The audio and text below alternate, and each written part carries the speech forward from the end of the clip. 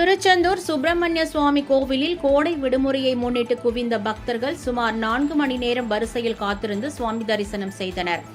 முருகனின் 6 படை வீடுகளில் 2ஆம் படை வீடாக விளங்கும் திருச்செந்தூர் சுப்பிரமணிய சுவாமி கோவிலுக்கு நாள்தோறும் ஏராளமான பக்தர்கள் வருகை தருவது வழக்கம். திருவிழா நாட்கள் மற்றும் விடுமுறை நாட்களில் பல்வேறு மாவட்டங்களில் இருந்து மாநிலங்களில் இருந்து ஆயிரக்கணக்கான பக்தர்கள் சுவாமி தரிசனம் செய்ய வருகின்றனர்.